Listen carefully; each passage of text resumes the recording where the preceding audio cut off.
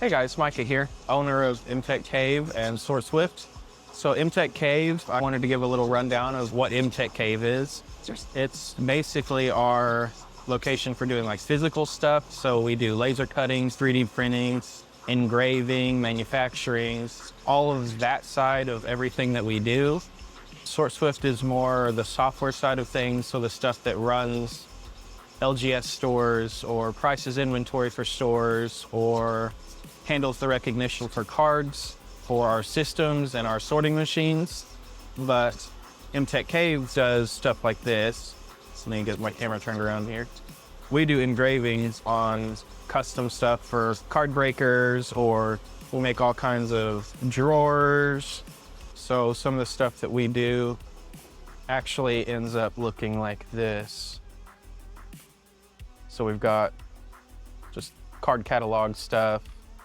We make all kinds of dividers, and this is currently being broken up into the ability to sort with chaos.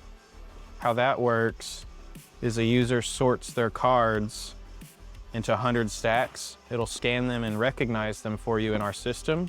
Once you tell the system where you've stored it, it will tell you when you need to go find it later on, where it is in your system. With our system here, we've got a unit 1 on this shelf. We've got row 1, 2, 3, 4, 5, 6, 7, 8, 9, 10, 11, 12. And within those 12 bins, or drawers, or rows, I have 7 different locations here for cards, all with 100 cards in it.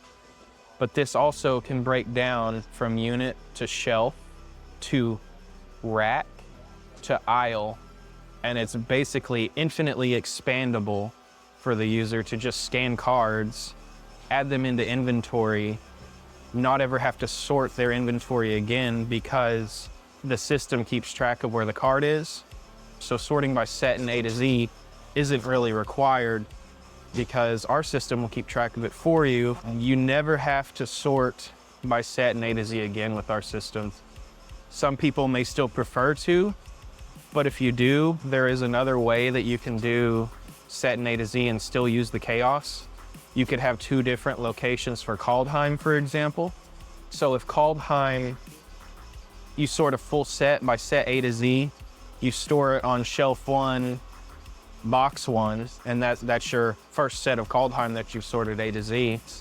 Then you can go to later on, say you open another box of Kaldheim, but you don't want to sort it into the old set of Kaldheims. You can give that new box of Kaldheim that you just opened its own location on rack 2, shelf 3, box 2, and the system will tell you that it's actually in the new set of Kaldheim. The pick list will tell you, and it will navigate you along your system based on your remark, which is what we use for internal locations. And in doing so, it just speeds up the ability to add cards to inventory. Another thing we also make, a lot of stores aren't aware of, is we make like magnetic shelves.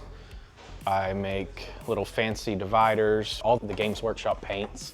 It basically holds them in line with each other so you don't get this, where they're all topply. Another thing that we make that a lot of stores could use is we make Dragon Shield dispensers. So you can dispense your Dragon Shield, the next one comes out.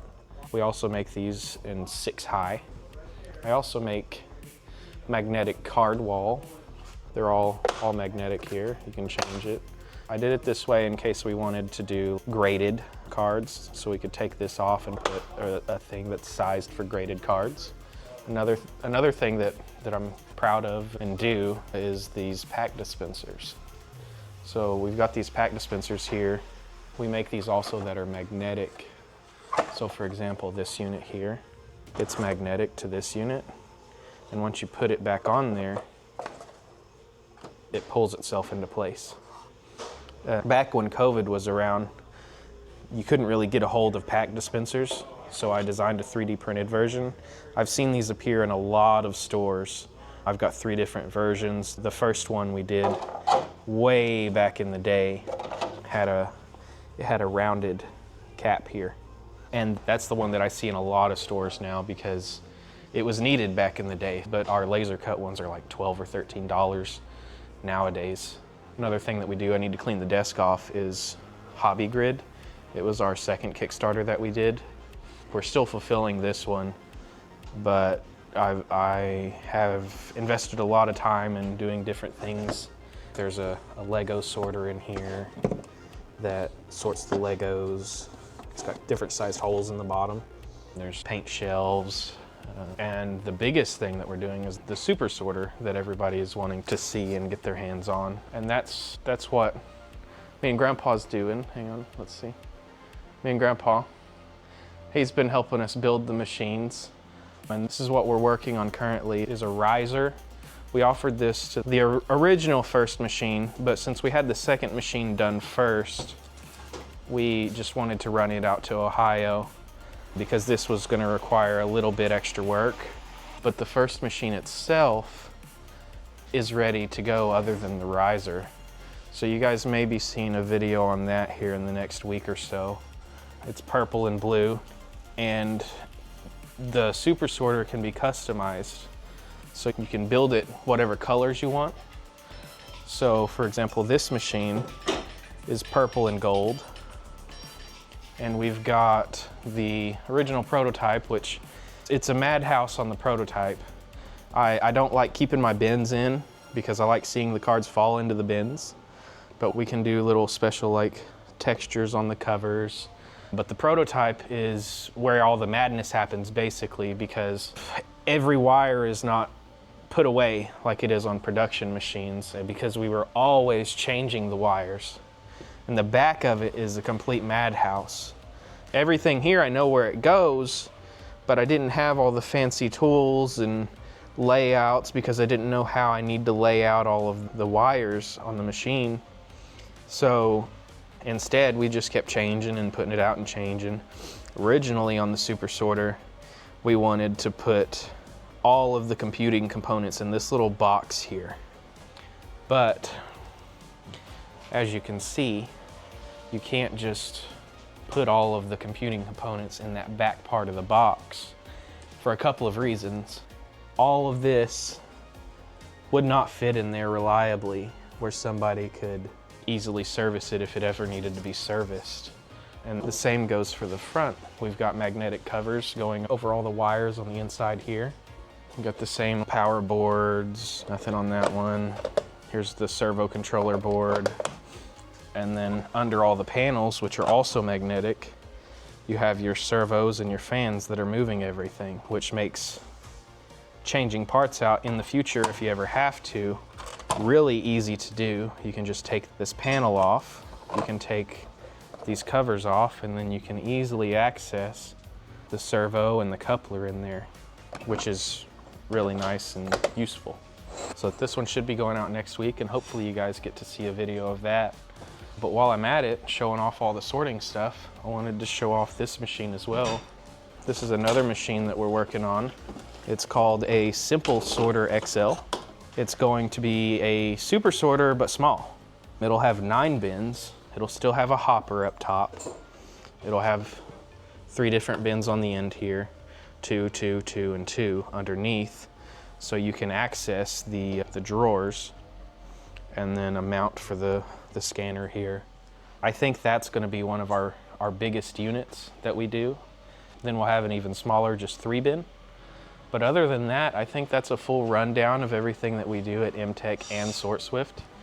You guys really should check everything out because everything that we are doing is going to change everything about the TCG industry. So like one of our main features on SortSwift is the ability to add a cost per card. Our system will keep track of every detail per card. So for example, the cost, it gives you a custom image of the scanned image. So if you're using our scanning recognition, you can scan the card and then upload that list to your inventory, and that will track the actual image that you scanned, what location you put it in, that you told it that you put it in, the cost, when you put it in, and eventually in the system you'll be able to see your oldest stock, so you could maybe go clear out stock if you don't want to hold on to it or just add a bunch of stock later on. What we are working on right now is a point of sale, which will take your inventory out and show you where the locations are. We haven't announced it yet, but we just released a price checker. So our systems will print barcodes per card. And if you put that barcode on the card, the customer or you could just scan the card in the point of sale or the price checker, and the price checker will use your auto pricing logs. And those auto pricing logs calculate the card for you. If you have baselines, if you calculate it moderately played to sell less than the market price. And the best part about what our system does is if you have a per set configuration, say old Pokemon cards for base set, you can't sell base set cards at 100, 90, 80, 70, 60% of market price. So what you can do is you can then give base set its own percentage. So say 100% if it's near mint of market price. And then for lightly played, you'd probably want to do 70%. This is just a theoretical number of market price because the near mint price is a lot higher than lightly played. And that's something else that our system is capable of. But we're trying our best to take all feedback that we get from everybody and including it in the systems. If there's ever anything that needs to be added to our system, please tell us and we will get started on it. Usually if there's ever a bug or something, just telling us, it's almost always fixed within 24 hours on our systems. Sometimes we have it fixed within an hour if our dev is awake because he's 6 hours behind us. So if a user has an issue at 6 p.m., then it's usually fixed the next morning. But if there's anything you guys suggest that we do, definitely let us know. Other than that, thanks for watching.